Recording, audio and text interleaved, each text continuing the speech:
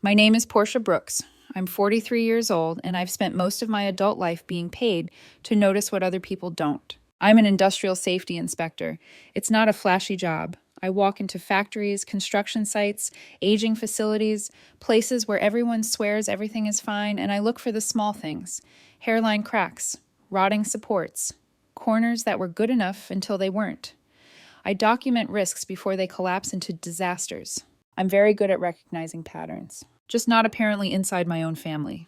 I live with my boyfriend Lucas and our son Evan, who turned 15 last spring.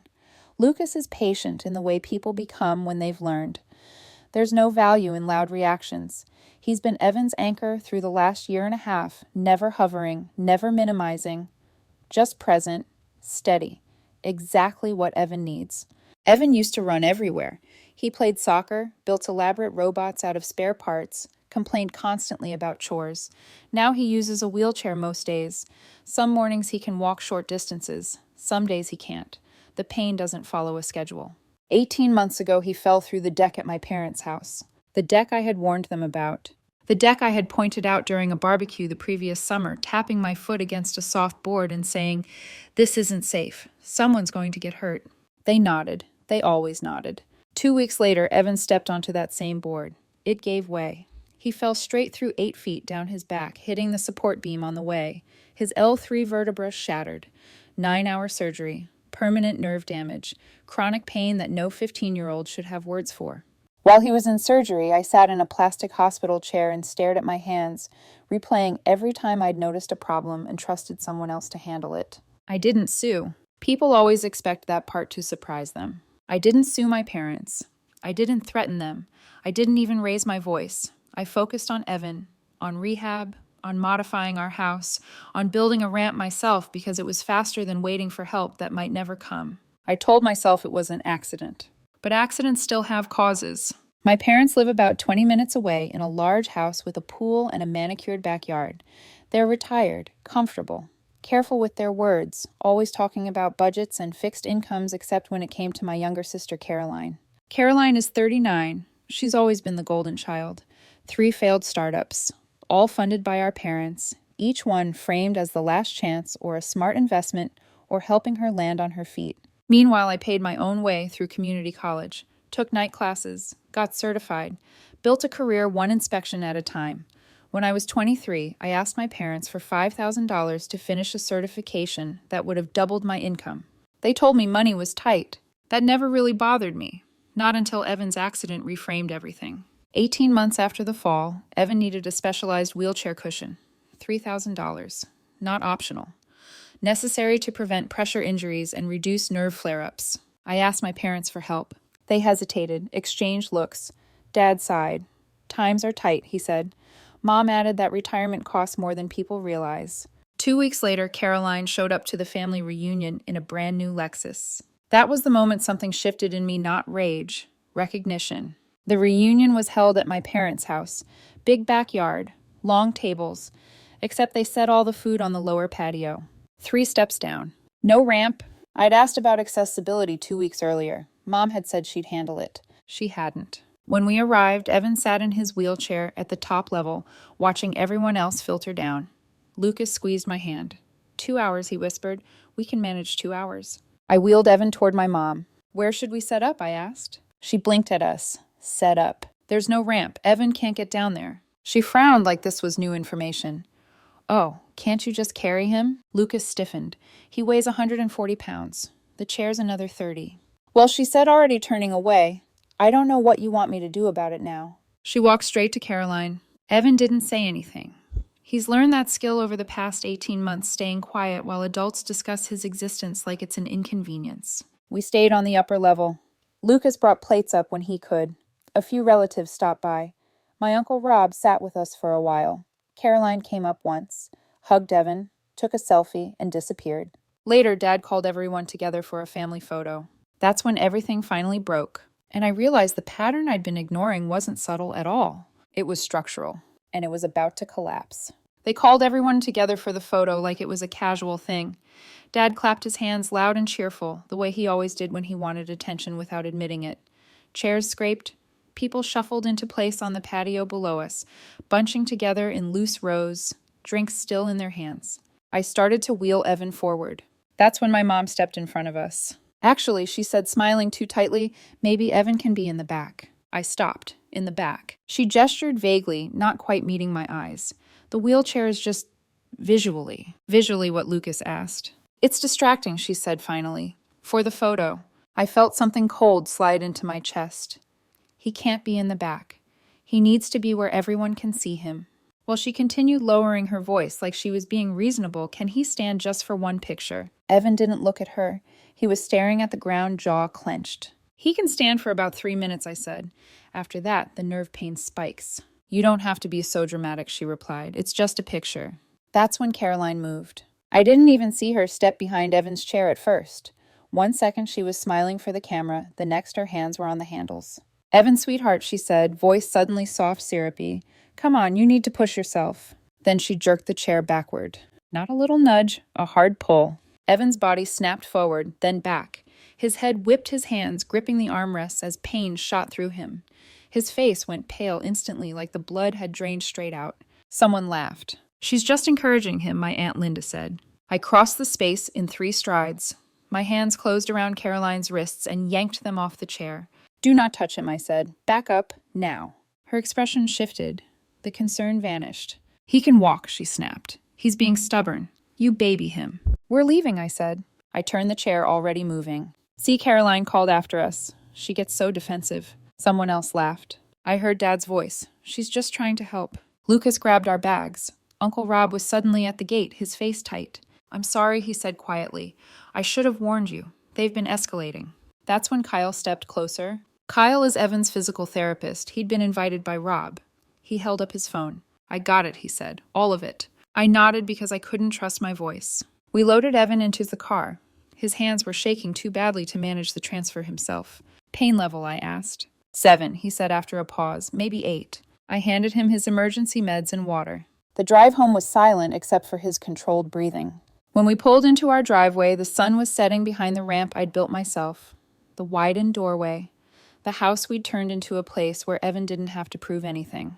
My phone buzzed before we got inside. Caroline's really worried about Evan. Maybe you overreacted. Another message. Family sticks together. Lucas showed me his phone. Someone had posted a prayer request. Difficult time. Please pray for Evan. Evan heard us. Can I see? Lucas hesitated, then handed it over. 43 comments already. Pity, concern, performative love. Evan handed the phone back and went to his room. That night, Lucas and I sat at the kitchen table. He pulled up Caroline's Instagram. The selfie with Evan had over 2,000 likes. So proud of my nephew's strength through adversity. #family first, #blessed. She used him, Lucas said quietly. I stared at the screen. I'm done choosing peace, I said. And 3 days later, the calls started. The first call wasn't an apology. It never is. It came 3 days later, early in the morning, before I'd even finished my coffee. Mom's voice was clipped, controlled, already framed as the reasonable one in her own head. You embarrassed us, she said. No greeting, no concern. People noticed how you stormed out. He's 15, I replied, and Caroline grabbed his wheelchair. She was encouraging him, Mom snapped. He needs to learn he can't always get what he wants, like not being in pain, so my sister could make a point. I hung up. Dad called back within minutes. You've changed since the accident, he said. You're angry, defensive. My son has permanent nerve damage because your deck collapsed, I said. A deck I told you needed repair, while you were wiring Caroline money for her business. Silence. That's not fair, he finally said. You don't get to rewrite reality, I replied. We're done. I blocked both of them. Kyle sent the video that night with a single message. Physical interference with a mobility device. Use it however you need to. Lucas and I watched it once, then again, frame by frame, Caroline's hands gripping the handles, the backward jerk, Evan's head snapping, the moment his body locked in pain. We didn't send it to anyone, not yet. Lucas started a document. Dates, times, screenshots, simple facts. 2 weeks later, they showed up unannounced. Saturday morning. No warning, no call. Just the door opening as my parents pushed past Lucas like they still had rights to our space. Caroline followed. I was upstairs with Evan when I heard her voice. We need to talk, she said softly. We're worried about Evan. Lucas was already recording. He's getting everything he needs, Lucas replied. Are you sure, Mom asked gently? People are concerned. You've become very protective. I'm following medical advice from 3 specialists, I said, coming down the stairs. Are you? Caroline leaned forward. Have you even asked Evan what he wants? Get out, I said. They stared at me. Get out of my house, now. We're just trying to help, Dad said. You're questioning my parenting and showing up uninvited, I replied. Leave. Caroline's expression flickered. You're making a mistake. People are watching. I pulled out my phone. You have 30 seconds before I call the police. They left. Mom turned at the door. We're not giving up on him. After they were gone, Lucas backed up the recording. Monday morning, I called a lawyer. Mary specialized in disability rights. Her voice was calm, direct. Are your parents listed as emergency contacts? She asked. I froze. Remove them immediately, she said. Same with medical providers and school records. Do it today. I spent the afternoon updating paperwork, removing names, adding notes, locking access. That weekend they tried again. Sunday morning. Doorbell ringing over and over, loud enough that neighbors came outside. I stayed inside, recording through the Ring camera. We're not leaving until you talk to us, Dad shouted. I called the police. 2 officers arrived. One looked tired, one looked annoyed. This is a family dispute, one said. It's trespassing, I replied. I've told them to leave. The officer turned to my parents. You need to go. Mom cried. They left. The officer handed me his card. File for a restraining order. Makes this easier. I did. A week later, Coach Bennett from Evan's adaptive sports program pulled me aside. Your sister's been calling around, he said, asking if Evan seems withdrawn, if you're controlling. What did you tell her? That I don't discuss participants, he replied. But I keep records. Evan's thriving. That night, Evan asked me quietly, why is Aunt Caroline telling people I can't see Grandma and Grandpa? Because the truth doesn't work for her, I said. He nodded. I don't want to see them. Not like this. And that was the moment I stopped thinking of this as conflict. It was harassment, and it wasn't over. The letter arrived on a Tuesday. 3 pages, heavy paper, formal tone, the kind of envelope designed to make you feel small before you even open it. The last paragraph said grandparents' rights. They were threatening legal action. I sent it to Mary without a word. They can petition, she said when she called back, but they'll need to prove it's in Evan's best interest. Your documentation makes that difficult. Keep doing exactly what you're doing. The cease and desist went out that afternoon. Mom left a voicemail within minutes. How dare you, she hissed. We are his grandparents. You're sick. I saved it. Uncle Rob called that night. He lived 2 blocks from my parents and was the only one still answering their calls. They're losing it, he said. Your mom's telling everyone you've gone crazy. Caroline's posting about toxic families. He paused. There's something else. They took out a home equity line. $95,000, 3 months ago, for Caroline's startup. The same month they told me they couldn't help with Evan's cushion. That's when the anger burned down into something colder. Evan's breaking point came 4 months after the reunion. Lucas met me at the door when I got home, his face tight. Caroline showed up at school today, he said. My stomach dropped. She walked into the cafeteria during lunch with a gift bag, took photos, posted them before she even left campus. Evan told me later how it felt. He'd been talking about a game update. Normal. Then the doors opened. Phones came out instantly. Caroline walked straight to him, knelt beside his chair, even though he was already at table height. Evan, sweetheart, she said loudly, I've missed you so much. She handed him expensive chocolate. Posted. I just want everyone to know I'm here for you always. Translation, reject me, and you look cruel. He asked her to leave. She smiled. I'm not giving up on you. That night, Evan sat on his bed staring at his hands. She doesn't even know me, he said. I'm lactose intolerant. Have been since I was 8. He laughed once hollow. She got 2,000 likes. I sat beside him. You get to decide who has access to you. The next morning I called the principal. She's banned, I said, in writing. 2 days later, the confirmation arrived. A week after that, Mary called. They filed, she said. Visitation petition. Court in 8 weeks. That night, our kitchen became a command center. Screenshots, videos, reports, dates. Evan stood quietly watching. Am I the reason you have to do this? He asked. No, I said. They are. Court was coming. And we were ready. Once the petition was filed, everything shifted from chaotic to procedural. That's the thing people don't understand about legal escalation. It doesn't make things louder. It makes them colder. Every interaction becomes a record. Every word is either useful or a liability.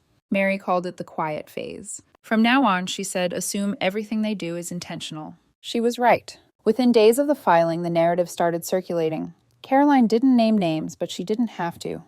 Vague posts about families who weaponize disability, about grandparents being shut out, about control disguised as protection. Comments rolled in sympathy, outrage, encouragement to fight. Evan saw it anyway. Kids always do. They think you're controlling, he said one night, scrolling past something on his phone. They think you're using me. I sat beside him. People who don't live here don't get a vote. He nodded, but the weight stayed. Mary asked if Evan was willing to be questioned. He can do that, I said, but only if he wants to. I want to, he said quietly from the doorway. I'm tired of people talking for me. The school incident came up in every conversation after that. How Caroline got in. How the substitute didn't check the restricted list. How she walked straight into the cafeteria like she belonged there. How no one stopped her until students started recording. I filed a formal complaint with the district, not angry, precise. Dates, names, security failure, unauthorized contact. They responded like institutions always do, apologetic language, minimal accountability. But the paper trail existed now, and that mattered. Then came the first deposition. Their lawyer was smooth, mid-50s, gentle voice.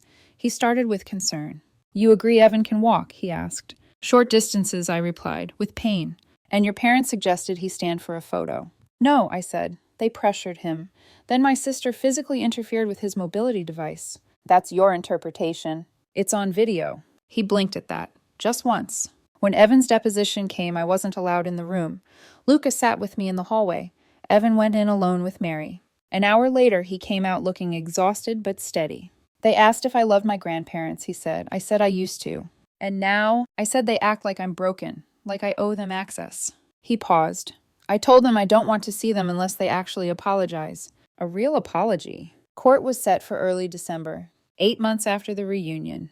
The night before, Evan couldn't sleep. What if they win, he asked.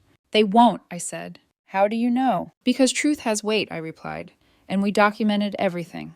He nodded slowly. The next morning we packed the binder and walked into court together. Courtrooms don't look dramatic when you're sitting in them. No music, no speeches, just fluorescent lights, beige walls, and the quiet rustle of paper as lives get reduced to exhibits. My parents arrived together dressed conservatively. Caroline walked between them, head-high expression, carefully composed. Concerned, wronged, ready to be seen. The judge was a woman in her 60s, calm, unimpressed by theatrics. Their lawyer went first. He talked about family bonds, about the importance of extended family, about how one incident shouldn't justify cutting off grandparents from their grandchild. Mary stood slowly when it was our turn. This isn't about one incident, she said. This is about a documented pattern. She laid it out chronologically. The rotted deck, the warnings ignored, the accident, the inaccessible reunion, the wheelchair interference, the video, the social media exploitation, the uninvited visits, the school violation, the trespassing, the legal threats. She played the video. No commentary, just the sound of the crowd. Caroline's voice, the chair jerking, Evan's body snapping. The room was silent. Mary submitted the police reports, the ring footage, the cease and desist, the school's written ban, medical documentation from 4 specialists, Kyle's statement, Coach Bennett's records. Then the judge looked at Evan. Would you like to speak? She asked. Evan wheeled forward. I don't want to see them, he said calmly. Not until they apologize for what they actually did. What would that look like, the judge asked. Admitting the reunion wasn't accessible. Admitting they defended my aunt when she grabbed my wheelchair. Admitting they said they couldn't afford my medical equipment while giving her $95,000. He didn't look at them when he spoke. I'm not a prop, he added. I'm a person. The judge nodded once. She turned to my parents. Would either of you like to respond? Mom cried. Dad talked about mistakes without naming any. The judge closed the file. Petition denied, she said. Court-ordered visitation is not in the child's best interest. She imposed a 12-month no-contact order. If you want a relationship, she said to them, earn it. We walked out into winter sunlight. Evan looked up at me. Is it over? For now, I said. Behind us, voices rose. I didn't turn around. The quiet that followed was unfamiliar and peaceful. Silence doesn't arrive all at once. It settles. The first week after court felt unreal. No calls, no surprise visits, no messages forwarded by relatives who thought they were helping. Evan slept better. So did I. Life didn't become perfect. It became manageable. Evan turned 16 in February, started driving lessons with hand controls, joined a robotics team that didn't treat him like inspiration, just talent. came home one afternoon and announced he'd been asked to prom like it was no big deal, then waited 3 seconds before grinning. Rob kept us updated gently, the way someone does when they're relaying information without trying to pull you back in. Caroline's business folded in January, 3 months behind on payments. My parents' home equity line was maxed. They tried to sell the house, dropped the price twice. No buyers. By March, Rob told me they'd asked him for money. He'd said no. Then in late April, he called again. His voice was tense. Caroline's telling people Evan faked his disability, he said. That she has proof. I laughed once, sharp and humorless. Let her try. Mary agreed. If she accuses a disabled teenager of faking, she's walking into defamation. The article appeared in early May. Small online publication, carefully worded, no names. Enough details that anyone in our circle would know. When protection becomes control.